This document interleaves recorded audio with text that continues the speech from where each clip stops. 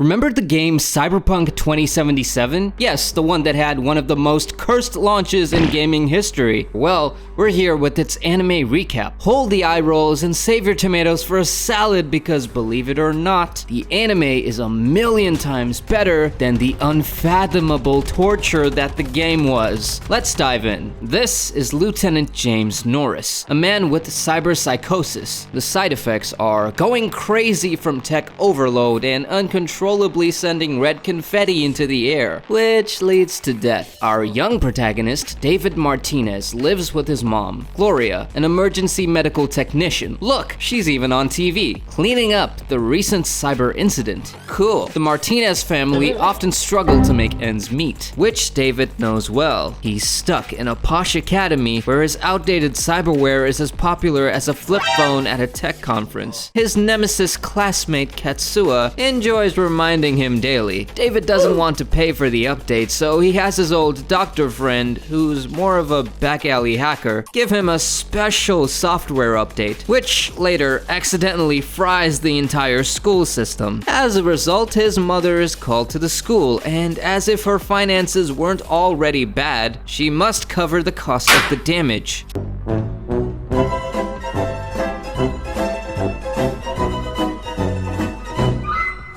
Things get awkward while riding back home. His mom is pissed that David tried to get around the system, which will burn a hole in her pocket. She's working her butt off for his education, and to add to her woes, David acts like a very ungrateful brat and suggests the idea of quitting school for a job. That is it for Mama Gloria, and the dam bursts. Between sniffles, she admits that people don't give a crap about them, which is why David needs to climb the ladder of success, not just to prove everyone wrong, but to make them care so much that they'd offer to polish that ladder. Their heart-to-heart is rudely interrupted by a gang shootout. While one of the gang cars shoots down the rival gang's limo, it comes crashing into their car and everything goes blank. When David gains consciousness, he sees fire everywhere and his mother lying unconscious nearby while he is stuck in an overturned car. Seeing the trauma team arrive, they scan him, only to find out Mama Gloria isn't paying for premium benefits and leave them to the crap shady team. They survive, and later, David, all bandaged up, gets news about his mother's surgery from the super sanitary surgeon. The surgery was a success, but they need to keep her there for a few more nights. And of course there's a bill, naturally, so after he collects his mom's belongings, he returns home, wondering how he's going to pay for the expenses. To top it off, he's locked out of his apartment because rent is overdue. He opts for a classic vent break-in because who needs doors? Inside, he discovers mom's been stashing cash like she's preparing for the apocalypse, and a piece of hot cyberware. The Sandevistan. He tries to sell it to Doc, who, apart from being a crazy scientist, is also a black market dealer, but he offers to pay $10K, which David feels is way less than it should be since this thing is military grade. He hangs up on him. The next day, David is on his way to school when Katsuya and his minions start bullying him. Katsuya, equipped with his martial arts chip, makes David his human punching bag. As he's lying in an alley contemplating life, his phone rings with the worst news. His mom did not make it. A heartbroken David picks up his mother's ashes and walks back home in a daze. With almost everybody giving up on him and the system failing this teenage boy completely, he's drowning in debt and left with no other choice. David calls his doctor friend again to sell the cyberware, but the doctor further reduces the price to $6K. Yeah, fuck that. Snot-nosed Katsuya calls, hurling insults at him and his mother like confetti at a parade. That's the last straw. David, fueled by a cocktail of grief and rage,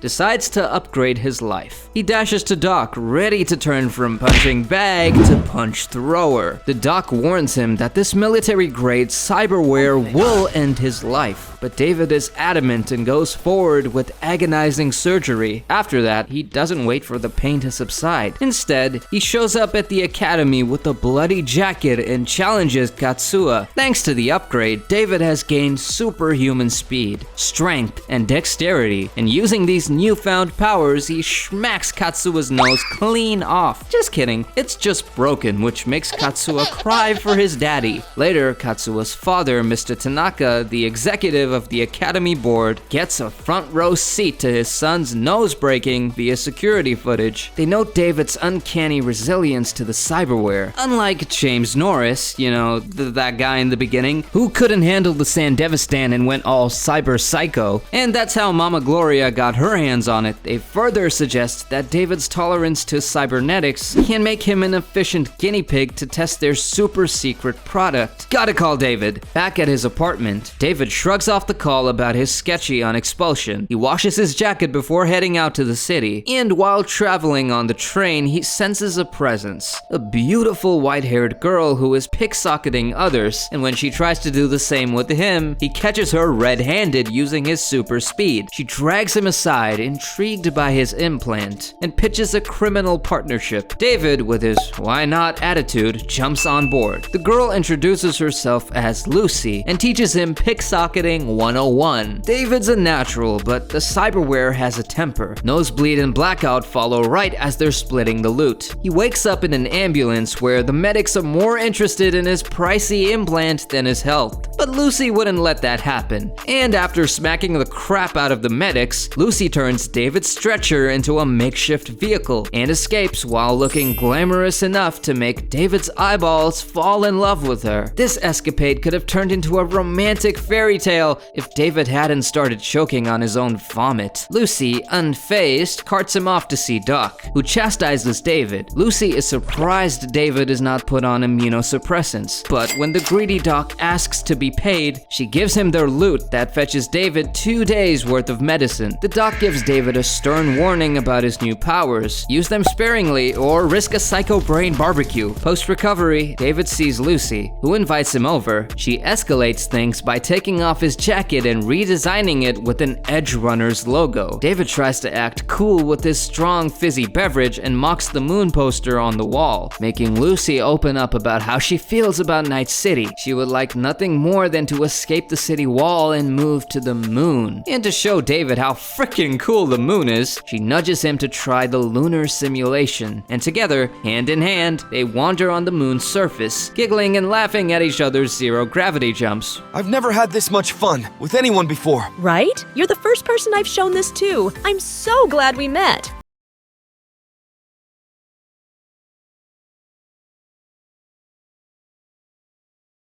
You fell over the edge, punk!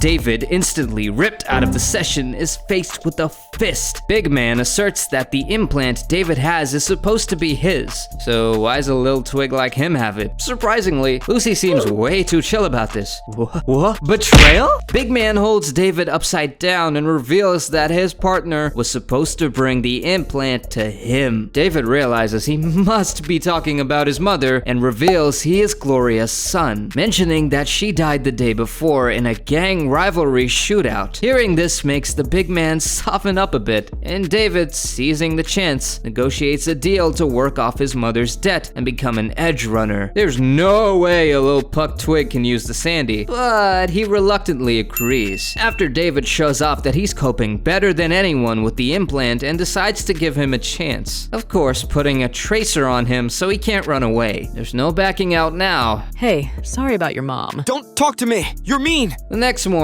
his school tells him to subscribe to the channel, offering a full ride scholarship, but also a side of humble pie. An apology to snot-nosed Katsua. David, not in the mood to subscribe or apologies, hangs up. Big Man soon summons David, and once he reaches the base, we're introduced to the gang. Big Man Main, Masked Kiwi, Lady Powerhouse Rio, and Pilar with a mohawk. David's attempt at introductions is cut short by Main's ever so gentle fist and a briefing for an upcoming heist. Here's the plan. They need to get some limo navigation data from Arasaka's bodyguard, Maxim, who at present is busy enjoying a women's wrestling match. But the match is rigged by Lady Powerhouse, and the fighter Maxim always bets on loses the match, making him drown his frustration in alcohol. There, David must snatch the data off Maxim and give it to Dario for the transfer, all according to plan plans so far. But of course, things go sideways when Maxim is called into work on his day off. Wait, the transfer ain't done yet. Initiate plan B. David and Lucy must now snatch the data from the limo itself. Our favorite Rebecca, Pilar's sister, distracts Maxim while they break into the limo to finish the transfer. Lucy finishes, but as luck would have it, they get locked inside this high-tech limo as Maxim, now both drunk and angry, starts his pew-to-pew. David is forced into his first driving lesson, escaping in the limo, but also inadvertently triggering a citywide bounty on their heads. And random gang members start chasing them, as if that wasn't enough, because of course when you're trying to outrun danger, every red light in the city decides to shine. So David taps into his cybernetic abilities and takes the opposite lane, only to make one of their pursuers say hello to an oncoming truck face first. Just when they think they're out of danger, the second pursuer shows up looking mad as hell after getting one of his arms ripped off by Lucy. Things look dire for David, but Maine arrives just on time and turns the enemy into red confetti. The night ends with the edgerunners celebrating their risky but successful heist. David is officially welcomed into the fold, complete with a fair share of the loot and a month's supply of much needed immunosuppressants. Just then, a guy with multiple eyes named Faraday shows up. He isn't happy as he considers the heist a failure and the data useless. He reveals his target to be Mr. Tanaka and asks them to lay low as Mr. Tanaka has increased security after getting the alert. After Faraday leaves, Maine later explains Faraday's role as their financier. Amidst the revelry, the persistent academy principal calls David again, but this time fully entrenched in his new life. David dismissively tells him to buzz off. And we end things with poor David watching Lucy with lust-filled eyes as Mohawk Pilar hits on her. Poor David. Don't worry, subscribe to see what happens. Thanks for watching, punks. We out.